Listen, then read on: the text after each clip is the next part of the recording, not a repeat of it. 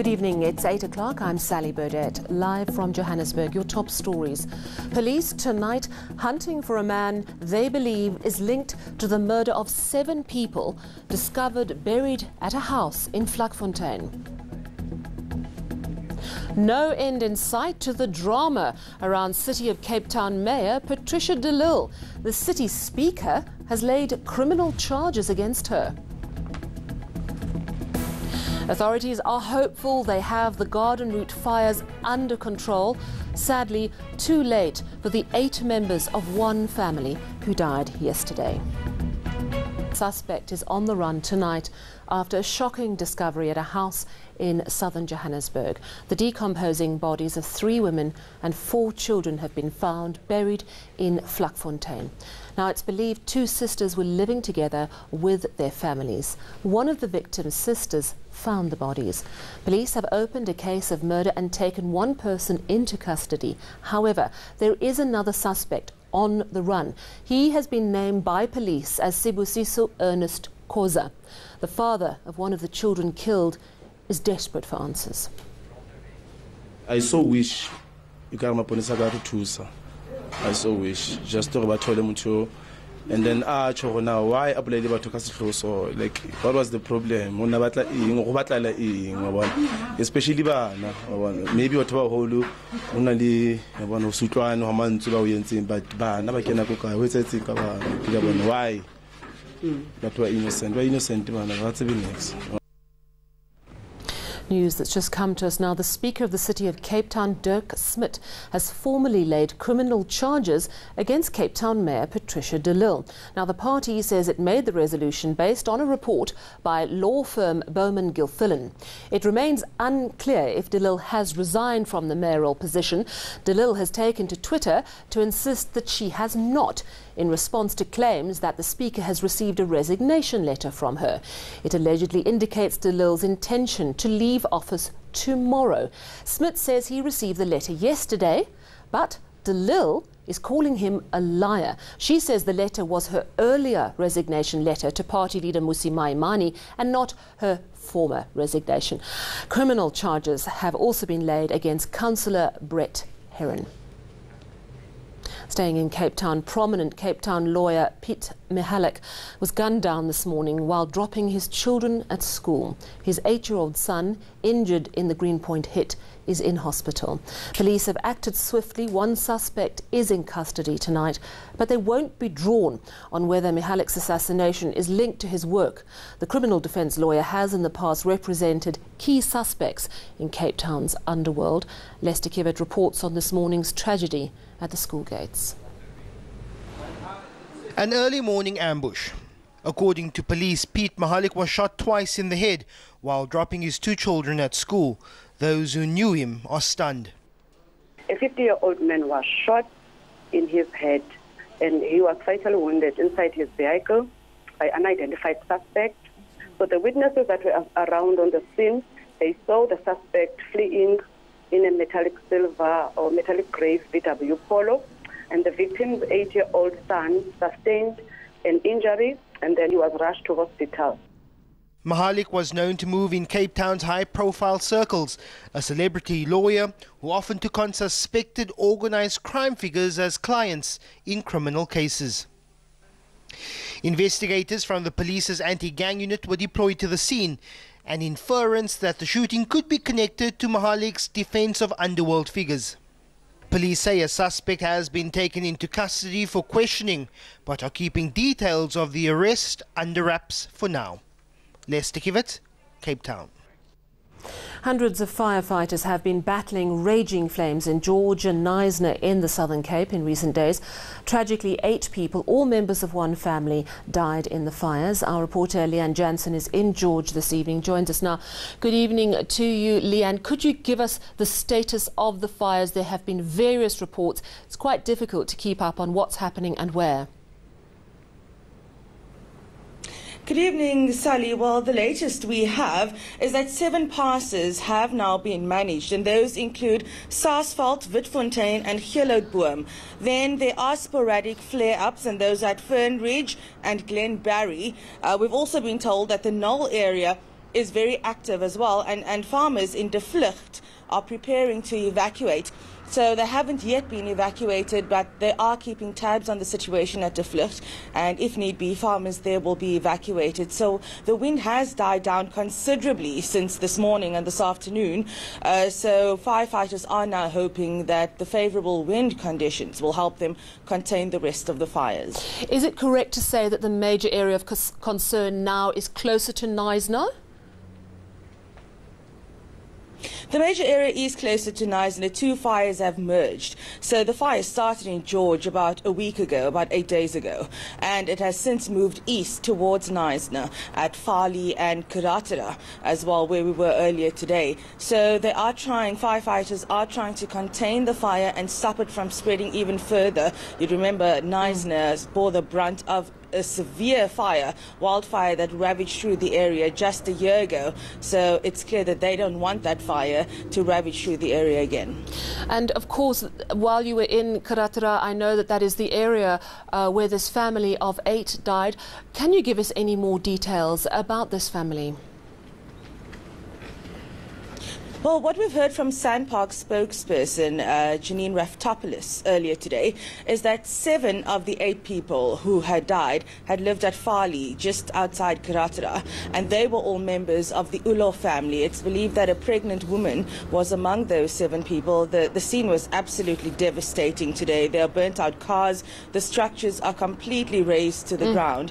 So all we know at this stage is that there are members of the Ulo family and that they have been working for SANParks for generations. So these are current SANParks employees as well as retired SANParks employees. Thank you very much. That's our reporter Leanne Jansen coming to us live from George this evening. Let's take a quick look at other local news. The National Department of Health offices in Pretoria have been closed down by the Labour Department. The Civitas building doesn't comply with health and safety standards, something workers there have been saying for months. But health authorities say they plan to appeal that prohibition order. And we're looking at the Omotoso trial. The trial of televangelist Timothy Omotoso has been postponed to December. Judge Mandela Makaula has refused to allow the defence to challenge his decision not to recuse himself. They say he was too sympathetic to witness Cheryl Zondi, who says she was raped by the pastor. The defence is taking the matter to the Supreme Court of Appeal. Yes, I am sad to say it did. And gale force winds wreaked havoc in Port Elizabeth today. A crane in the PE harbour was blown over by the strong winds. Now, the collapsed crane caused extensive damage in Port Elizabeth, blocking the entrance of the harbour in that city. Hundreds of mourners gathered today in Newtown, Johannesburg to celebrate the life of HP. Born Jabulani Sambo, he was a force on the hip-hop scene, specifically in the Mahikeng-birthed genre Motswako. The late musician has been described as someone who was full of life, loved by his family and friends. The band he performed with closed the service with a medley of some of his hits. He passed away last week. He'll be laid to rest on Saturday, the 3rd of November, in his hometown, Mahikeng. Artist Casper Nyovest was one of many musicians to pay tribute to HP. I will remember him as one person who always taught. He had a lot of wisdom. I felt like the years that I spent with Jabba taught me things that I could have learned within 20 years if I was alone. And he taught me in a short period of time.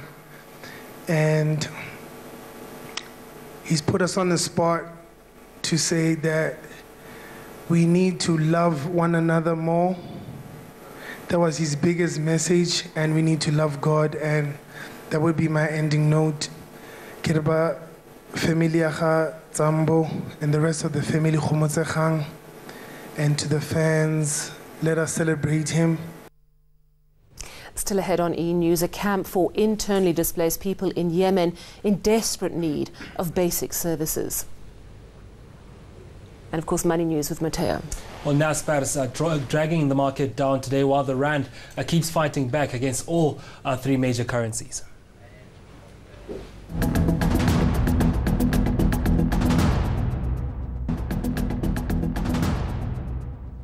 Former Gauteng Health MECs Irani Mahlangu and Brian Hlongwa will retain their provincial executive committee positions and ANC membership cards.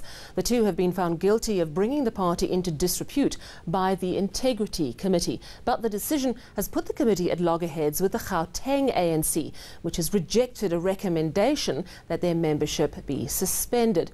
Hlongwa's resignation as chief whip has, however, been accepted. Aldrin Sampier has those details. One is accused of overseeing a project that led to the deaths of 144 mentally ill patients. The other of pocketing millions during a period the department suffered a 1.2 billion rand loss in transactions alleged to have been corrupt. Both elected to ANC PEC, and both set to remain there for the next 4 years. ENCA understands the Integrity Commission recommended that they step down from the PEC. The ANC would not go into the detail of the report, only confirming the recommendation was made that their membership be suspended. We just felt that the Integrity Committee or the Integrity Commission can't make sanctions against membership. It's only the Disciplinary Committee. But this is contrary to ANC Chairperson Gwede Mantashe's comments on the National Integrity Commission's recommendation that those implicated in the VBS scandal, quote, step aside. The Integrity Commission, if it says they must step down, they will step down. The matter will be ventilated at this weekend's NEC meeting, from where the ANC in Gauteng says it will take its cue. Whatever the decision, Hlongwa and Mahlangu's matters are under criminal investigation. We hope that all obstacles are removed so that charges are laid and that both of them appear in court and get suitably punished. That report by Aldrin Sampier. Well, it's time now to talk money, and here's Mateo. Now, it's jobs and it's not pretty. Tell us more. Not at all. Stats are coming out to say South Africa's unemployment number up marginally from 27.2% to 27.5% now, meaning a lot of more South Africans are joining the unemployment line in the country. We've seen the job summit come and go. We've seen the investment conference come and go, but no real answers in terms of when we're going to see those jobs coming in. I mean, in South Africa, about 4.3 million people are looking for jobs, and it's been over a year now. And that just gives you, the complexity and the toughness of, being economically active in South Africa. If you look at young people, the jobless rate is at about 53.8%, and that's quite staggering if you compare it to other countries elsewhere. In fact, South Africa is, looking to have one of the biggest unemployment numbers in the world, and it's a big problem, obviously, going into elections. There's been a lot of talk about stimulus packages and how the country can turn around, but until we see, the industries coming in and creating those jobs, it's still going to be a dire situation. Another interesting fact was that we saw about 30,000 jobs out of the private households, so a lot of help and a lot of domestic workers losing their jobs over the period. It's been a tough period for consumers as well, with the economy growing so slow at 0.8%. So a lot of tightening of belts, and that's meant that some of the help has been let go also by private households. Difficult times indeed. How did the markets perform today? Well, at the back of those news and some global news as well, the oil share was down today, more than 1%. Industrials were also down 1.5%, while financials tracked back today at 0.04%. Well, mining shares were up marginally, with platinum enjoying the same territory, but resources overall were down 1.5%. In commodity prices, gold now at $1,223 an ounce, and platinum up marginally at 0.30%, with Brent crude at $76 a barrel. The rand still keeping strong despite a stronger dollar. It's at 14 rand 65 now against the greenback, at 16 rand 64 against the euro, and also firm against the pound at 18 rand 63 cents. Thanks very much for those details. Muteo Khripa, chat to you tomorrow. Let's take a quick look at international news. And there's a dire situation in Yemen. More than 550,000 people have fled their homes in the port city of Hodeidah and surrounding areas. That's amid escalating fighting and Saudi-led coalition airstrikes in recent months. In Aden, a camp for internally displaced people has received no international aid for 5 months. It lacks food, drinking water, electricity and basic medical care. Well, ahead we'll go to Louis and get the latest on the weather. Hi there, Louis. And then, if you're afraid of jumping out of a plane, I certainly am, but still want to fly through the air, then this sport is for you.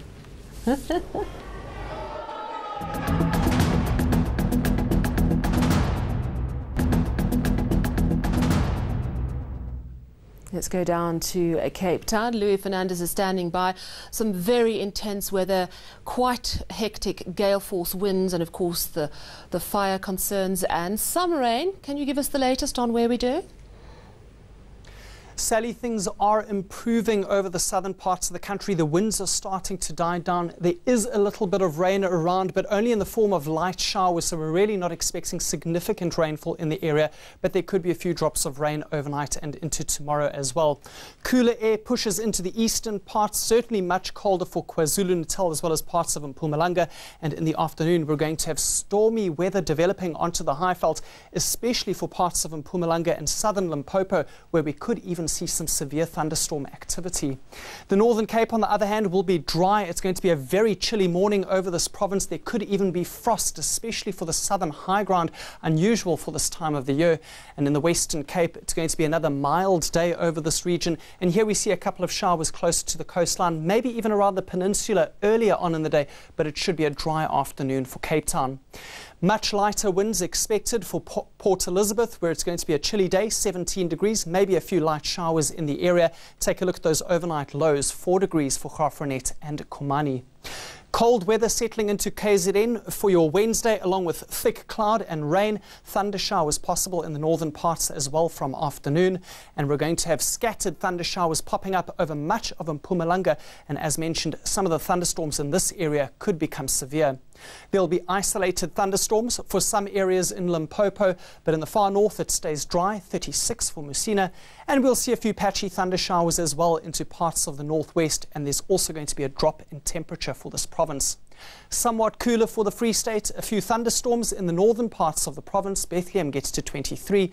And finally for Gauteng, you're also going to have a somewhat cooler day, 27 for Johannesburg, far more comfortable. And along with that, a few isolated thunderstorms are going to be possible in the area.